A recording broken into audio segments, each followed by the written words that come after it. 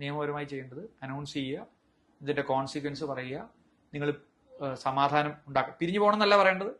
സമാധാനപരമായി സമരം ചെയ്യുന്ന ഒരു മോബ് സമാധാനം ലംഘിച്ച് നിയമം കയ്യിലെടുക്കുമ്പോൾ നിങ്ങൾ നിയമം കയ്യിലെടുക്കരുത്, നിങ്ങൾ അത് നിർത്തണം എന്നാണ് പറയേണ്ടത്. അങ്ങനെ അനൗൺസ് ചെയ്തതിന് ശേഷം 3 തവണ അനൗൺസ് ചെയ്തതിന് ശേഷം നടന്നില്ലെങ്കിലാണ് അടുത്ത നടപടികളിലേക്ക് നീങ്ങേണ്ടത്.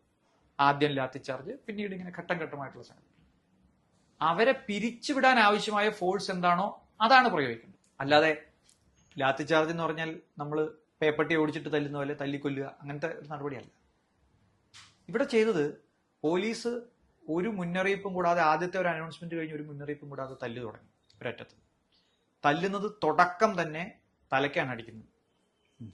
കയ്യിലുള്ള ഷീൽഡ് ഉപയോഗിച്ച് തള്ളുകയും അതിനുശേഷം കയ്യിലുള്ള ബാറ്റൻ പോലത്തെ വലിയ ഇത് ഉപയോഗിച്ച് തലയ്ക്കടിക്കുകയുമാണ് ചെയ്യുന്നത്. കാലിലടിച്ച് ഇവരെ പിരിച്ചുവിടാൻ ശ്രമിക്കുകയല്ല ചെയ്യുന്നത്. അതെല്ലാ ഭാഗത്തുനിന്നും അടിക്കുകയും എല്ലാ ഗേറ്റുകളും പൂട്ടുകയും ചെയ്തു. ഇവരെ പിരിച്ച് അവിടെ നിന്ന് വിടാനാണെങ്കിൽ എന്തിനാണ് ഗേറ്റുകൾ പൂട്ടുന്നത്? പെല്ലറ്റ് ഗൺ ഉപയോഗിച്ചു. പെല്ലറ്റ് ഗൺ എങ്ങനെയാണ് ജനങ്ങൾക്കെതിരെ ഉപയോഗിക്കുന്നത്?